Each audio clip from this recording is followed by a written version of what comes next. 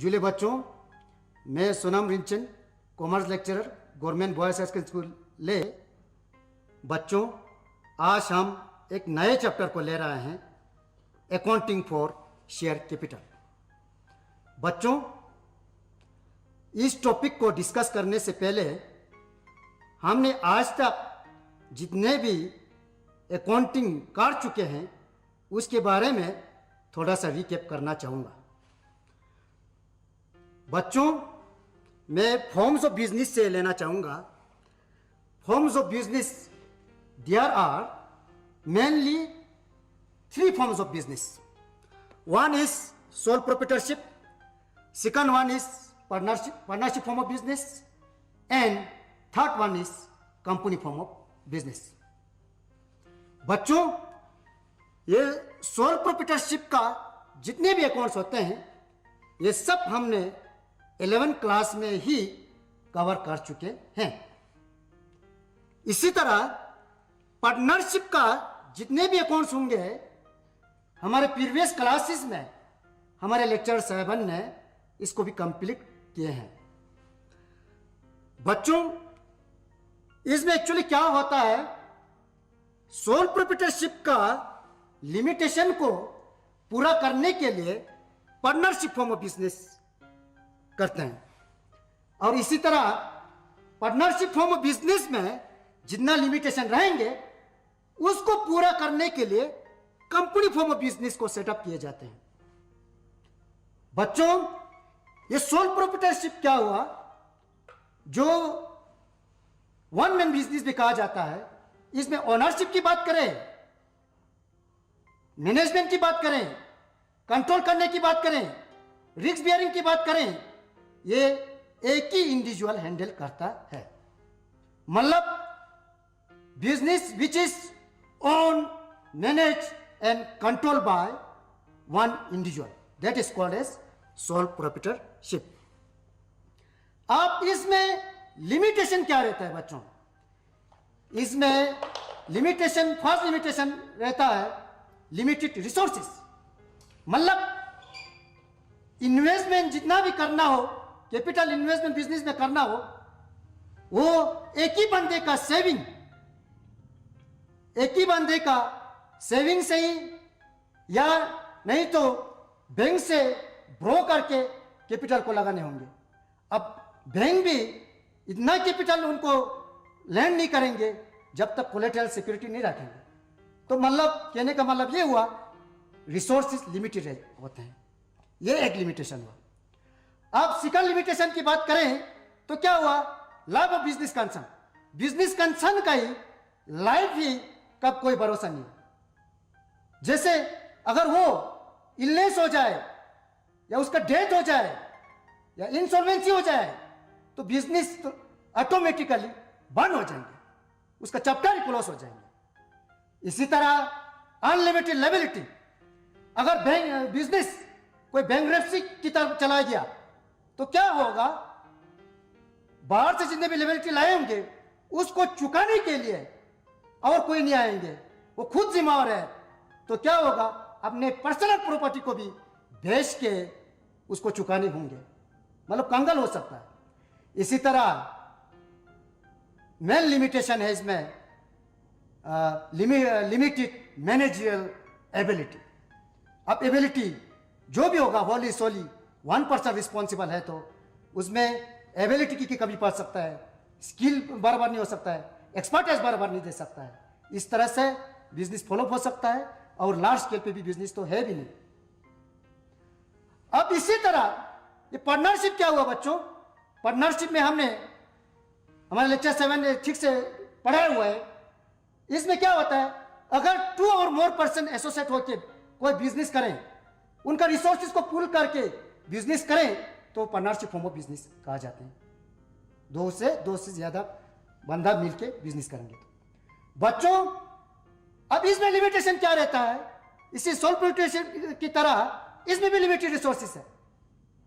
इसमें हमें मालूम है कि इसमें क्या पार्टनरशिप एज पर पार्टनरशिप एक्ट 1932 के हिसाब से मैक्सिमम मेंबर्स यानी मैक्सिमम पार्टनर्स कितना हो सकता है, मैक्सिमम 50 मेंबर्स हो सकता है। मतलब 50 मेंबर्स का कैपिटल कंट्रीब्यूट करेंगे तब भी लार्ज स्केल पे बिजनेस नहीं कर सकते हैं, मतलब हुआ लिमिटेड रिसोर्सेज। इसी तरह ये कंटिन्यूटी में भी इसमें प्रॉब्लम हो सकता है। फॉर एग्जाम्पल क्या हो सकता है, और कोई पार्टनर रिटायरमेंट ले ले या कोई पार्टनर डेथ हो जाए तब भी मसला हो सकता है, ये कंटिन्यूटी भी ठीक से नहीं चल सकता है। इसी तरह बच्चों पार्टनरशिप में ये भी अनलिमिटेड लायबिलिटी है। अगर कोई मुसीबत हो जाए, बिजनेस को लॉस ज्यादा आए, तब बिजनेस को पैसा बाहर से लाए हो देने के लिए नहीं हो तो क्या होगा, उस टाइम भी अपने प्राइवेट प्रॉपर्टी से देने होंगे या अपने घर के पैसे से देने होंगे, तब भी इसमें प्रॉब्लम आ सकता है एज कम्पेयर टू कंपनी की में, जबकि ऐसा अनलिमिटेड लायबिलिटी बिल्कुल नहीं है, लिमिटेड लायबिलिटी है। इसी तरह और लिमिटेशन क्या रह सकता है, लिमिटेड मैनेजरियल एबिलिटी। इसमें भी मैनेजरियल स्किल्स की जरूरत हो, एक्सपर्टाइज की जरूरत हो। ये मैनेजमेंट और बिजनेस एकदम सेपरेट तो है नहीं, जबकि कंपनी में है तो पार्टनरशिप में ये भी मसला आ सकता है कि ये बिजनेस को ठीक से रन नहीं कर सकता है, स्मूथली नहीं चला सकता है। तो इसके लिमिटेशन को देखते हुए, बेस्ट फॉर्म ऑफ का है या लार्ज स्केल या बिग स्केल बिजनेस, हम किसको कहेंगे, कंपनी फॉर्म ऑफ बिजनेस को कहेंगे। बच्चों इसमें क्या होता है एक्चुअली, ये सोल प्रोप्राइटरशिप हुआ, पार्टनरशिप हुआ, कंपनी फॉर्म ऑफ बिजनेस हुआ, इसमें ये सोल प्रोप्राइटरशिप का एक्सपेंशन पार्टनरशिप हुआ, इसका एक्सपेंशन फिर बड़े स्केल पे कहा जाए तो कंपनी फॉर्म ऑफ बिजनेस हुआ। इसमें जितना मर्जी एक्सपेंड करना चाहिए कंपनी फॉर्म ऑफ बिजनेस में कर सकते हैं, डिवर्सिफिकेशन कर सकते हैं, डेवलपमेंट कर सकते हैं। यही है लार्ज स्केल बिजनेस जो हम कंपनी को कहेंगे। अब बच्चों ये कंपनी में क्या होता है, अब मैं इसके बारे में डिटेल में समझाना चाहूंगा। इसका सोर्सेज ऑफ फाइनेंस की बात करें, सोर्सेज ऑफ फंड्स की बात करें, इसको सोर्सेज टू टाइप से मेनली आता है। एक सोर्स है हमें शेयर के थ्रू, इश्यू ऑफ शेयर करके, एक आ सकते हैं हमें डिबेंचर के थ्रू। मतलब ये हुआ सोर्सेज ऑफ फंड्स का हो या रेजिंग ऑफ फाइनेंस का हो, जो भी कहेंगे, तो इसका सोर्स होंगे दो, एक होंगे शेयर के थ्रू, एक दूसरा होंगे डिबेंचर के थ्रू। बच्चों ये शेयर में जो भी इन्वेस्ट करना चाहेंगे उनको हम कहलाएंगे, क्या कहलाएंगे, इन्वेस्टर्स। क्या कहलाएंगे, इन्वेस्टर्स। जो डिबेंचर में जो भी इन्वेस्ट करना चाहेंगे उनको कहेंगे हम क्या, लेंडर्स। क्या कहेंगे, लेंडर्स। कहने का मतलब ये हुआ, ये जो भी लेंडर्स होंगे, लेंडर्स को फिक्स रेट ऑफ इंटरेस्ट मिलते हैं। इसी तरह जो शेयर होल्डर होते हैं, शेयर में इन्वेस्ट करते हैं, वो ओनर्स होते हैं, इनको जो भी मिलते हैं, डिविडेंड मिलते हैं, मगर इसमें ज्यादा रिस्क होंगे। इसी तरह बच्चों अब इसमें जो शेयर में इन्वेस्ट करते हैं इनको हम ओनर्स कहलाते हैं। ये क्या है, ओनर्स है। इसी तरह डिवेंचर में इन्वेस्ट करते हैं, ये क्या होंगे, ब्रोअर्स होंगे, या ब्रोअर्स या ब्रॉड, इससे पैसा आएंगे, ब्रॉड फंड कहेंगे, इसको कहेंगे हम ओनर्स फंड। और शेयर पे जो रिटर्न आएंगे, शेयर में इन्वेस्ट करके जो रिटर्न आएंगे या रिवार्ड आएंगे, या रिटर्न का हो या रिवार्ड जो भी आएंगे इन्वेस्टमेंट करके, उसको ये शेयर के थ्रू इश्यू ऑफ शेयर करके आएंगे, इसको हम कहेंगे डिविडेंड। क्या कहेंगे, डिविडेंड। और जो डिबेंचर में जो लेंडर्स पैसा देते हैं, इस पे जो रिटर्न रिवार्ड आएंगे हम उसको कहेंगे इंटरेस्ट। क्या कहेंगे, इंटरेस्ट। बच्चों ये कंपनी का क्या क्या अकाउंट्स होते हैं आज तो हम डिस्कस करेंगे। अकाउंटिंग फॉर शेयर कैपिटल और कंपनी अकाउंट में क्या क्या आते हैं, शुरुआती तो यही है। सबसे पहले accounting for share capital he maintain करने होंगे और इसके साथ साथ और एक अकाउंट्स आते हैं अकाउंटिंग फॉर डिबेंचर, जो ब्रॉड फंड्स हम रेस करते हैं, अकाउंटिंग फॉर डिबेंचर। इस तरह कंपनी का और बहुत सारे अकाउंट्स होते हैं। मेन अकाउंट्स क्या होंगे, फाइनल अकाउंट्स यानी financial statement of a company, जिसमें हम प्रॉफिट एंड लॉस अकाउंट को मेंटेन करते हैं, बैलेंस शीट को मेंटेन करते हैं और इसी तरह कंपनी अकाउंट से रिलेटेड उसके फाइनेंशियल स्टेटमेंट एनालिसिस वाला अकाउंट्स भी मेंटेन करते हैं। उसमें रेशो एनालिसिस हुआ, कैश फ्लो स्टेटमेंट हुआ, इस तरह के अकाउंट्स कंपनी अकाउंट्स में होते हैं।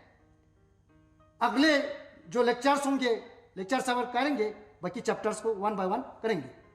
आज मेरा चैप्टर है, जो मेरा टॉपिक हम डिस्कस करने जा रहे हैं, अकाउंटिंग फॉर शेयर कैपिटल। ये सब किससे रिलेटेड है, कंपनी फॉर्म ऑफ बिजनेस से रिलेटेड है। इसमें मैंने बताया मेन सोर्सेज दो जगह से आते हैं, एक शेयर से, दूसरा इश्यू ऑफ शेयर से, एक इश्यू ऑफ डिबेंचर से। तो मतलब अब हम इसको करने जा रहे हैं, तो इसका अकाउंटिंग ट्रीटमेंट करने से पहले हमें कंपनी का शेयर के बारे में कुछ टर्म्स को, कुछ कॉन्सेप्ट को क्लियरली समझने होंगे, तभी हम इसका अकाउंटिंग ट्रीटमेंट कर पाएंगे। जो अकाउंटिंग टर्म्स है हमारा, मैंने चार्ट पे बना के लाए हैं। एक है शेयर्स, सेकंड वन है शेयर कैपिटल, थर्ड वन है शेयर होल्डर्स। बच्चों, ये शेयर्स क्या होता है ये समझना बहुत जरूरी है। ये शेयर जो है, shares refers to the unit into which the total share capital of a company is divided. ये क्या हुआ बच्चों, शेयर उसको कहलाएंगे जो total share capital of a company होंगे, उसको यूनिट्स में डिवाइड किया हो। Share refers to the unit into which the total share capital of a company is divided. जो शेयर कैपिटल जो भी होंगे, मैं एग्जाम्पल के थ्रू भी आपको समझाऊंगा, जो टोटल कैपिटल जितने होंगे उसको यूनिट में बांटा जाए तो हम उसको क्या कहेंगे, शेयर कहेंगे। मतलब इसका 10 a share is a fractional part of share capital. मतलब हुआ शेयर कैपिटल का फ्रैक्शनल पार्ट डिवाइड करके होंगे, वो शेयर हुआ। इसी तरह शेयर कैपिटल क्या होता है बच्चों, share capital means capital raise through issue of shares. जो इश्यू ऑफ शेयर्स करके कैपिटल कंपनी में आएंगे उसको हम शेयर कैपिटल कहेंगे। Is called share capital. Share capital contributed by shareholder. Share capital कौन कंट्रीब्यूट करते हैं, शेयर होल्डर ही करते हैं। अब ये शेयर होल्डर कौन होता है, ए पर्सन और holder of share is known a share holder. Who share hold share, that is called as share holders. और एक चीज मैं बता दूं आपको, share holders are the real owners of the business. बच्चों, ये शेयर क्या होता है, शेयर कैपिटल क्या होता है, मैं इसको आपको एग्जाम्पल के थ्रू समझाने की कोशिश करूंगा।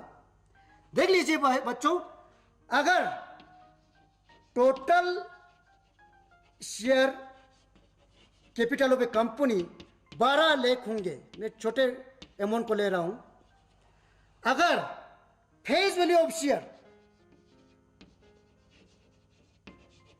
Face value of share oblique price का हो, ये अगर ₹100 होंगे, यूजुअली ये फेस वैल्यू ऑफ शेयर ₹10 से 100 तक होते हैं, होगा तो नंबर ऑफ शेयर्स कितना इश्यू करना पड़ेंगे, number of shares equal to total share capital of a company divide by price equal to 12,000। मतलब ये हुआ हमारा शेयर।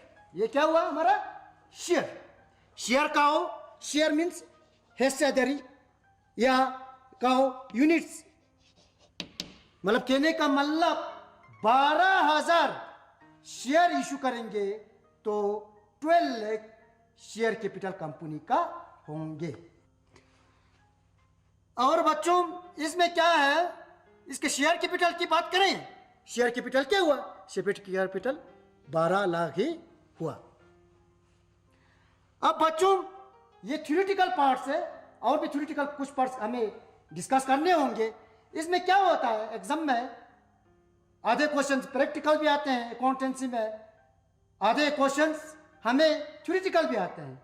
इसमें हम इसको बता दें आपको, थोड़ा कल एग्जाम में आ सकते हैं, what is share capital, what is share holders, who is share holders, इस तरह के क्वेश्चन भी आपको एग्जाम में आ सकता है। बच्चों हमने अभी आपको समझाया शेयर क्या होता है, शेयर कैपिटल क्या होता है, शेयर होल्डर क्या होता है। अब हम जाएंगे टाइप्स ऑफ शेयर पे। बच्चों there are 2 types of shares, one is preference shares and second one is equity shares. बच्चों हमें समझ लेना चाहिए प्रेफरेंस शेयर से, preference means equity share holder से कुछ इसको प्रेफरेंस मिलता हो। बच्चों प्रेफरेंस क्या मिलता है, प्रेफरेंस मिलता है as compare to equity share holders, ये ध्यान याद रखने होंगे। एक है प्रेफरेंस शेयर क्या होता है, मैं पढ़ के बताना चाहूंगा। पहले preferential right to dividend is to be paid either at fixed amount or fixed rate। Preferential right to dividend है, इसको क्या राइट है, अमाउंट पेड, इसको मतलब फिक्स अमाउंट मिलेंगे या फिक्स रेट ऑफ मिलेंगे before any dividend paid to equity share holder. मतलब यही हुआ, इक्विटी शेयर होल्डर्स को डिविडेंड देने से पहले इनको प्रेफरेंस देना होगा, डिविडेंड यानी प्रॉफिट डिस्ट्रीब्यूशन के टाइम पे। दूसरा है on the winding of the company, अगर कंपनी बंद होने के स्थिति आ जाए, इनको preferential right to the repayment of capital before anything is paid to equity share holders. Equity share holders को रीपेमेंट करते टाइम वाइंडिंग अप हो जाए तो रीपेमेंट का भी प्रेफरेंस मिलेंगे before anything paid to equity share holders. इसी तरह ये इक्विटी शेयर्स क्या होते हैं बच्चों, इक्विटी शेयर्स वो हुआ जो प्रेफरेंस शेयर नहीं होंगे। Equity share is A share which is not a preference share, जो प्रेफरेंस शेयर नहीं हुआ है वो क्या हुआ, इक्विटी शेयर हुआ। In other words which do not enjoy any preferential right, उसको 2 प्रेफरेंशियल राइट थे, इसको प्रेफरेंशियल राइट नहीं होंगे। In the payment of dividend and repayment of capital, क्या राइट्स इनको प्रेफरेंस नहीं होंगे, यही है, पेमेंट ऑफ डिविडेंड का कोई प्रेफरेंस नहीं होंगे, रीपेमेंट ऑफ कैपिटल का भी कोई प्रेफरेंस नहीं होंगे। बच्चों इसको हम बताएं तो प्रेफरेंशियल शेयर होल्डर को प्रेफरेंस शेयर होल्डर को क्या प्रेफरेंस होंगे, एक है उसको पेमेंट ऑफ डिविडेंड, क्या है, पेमेंट ऑफ डिविडेंड। दूसरा उसको प्रेफरेंस रहेंगे repayment of capital at the time of winding up. मतलब हुआ पेमेंट ऑफ डिविडेंड क्या होंगे, इक्विटी शेयर्स है, इसको पेमेंट ऑफ डिविडेंड या फिक्स अमाउंट में मिलेंगे या फिक्स रेट पे इसको डिविडेंड मिलेंगे प्रॉफिट डिस्ट्रीब्यूशन के टाइम पे। और दूसरा कहा है इसमें यह है कि अगर वाइंडिंग अप हो जाए, कंपनी का लाइफ खत्म हो जाए, बंद हो जाए, इंसॉल्वेंसी हो जाए, शट डाउन होने लगे, तो उस टाइम रीपेमेंट ऑफ कैपिटल पहले तो हमने कुछ क्रेडिटर्स को देते हैं, फिर डिवेंचर होल्डर्स को देते हैं, उसके बाद जो बचते हैं वो इक्विटी शेयर को देने के बजाय पहले प्रेफरेंस शेयर होल्डर को उसको रीपेमेंट करने होंगे, उसके बाद जो बचेंगे तब इक्विटी शेयर होल्डर्स को मिलेंगे।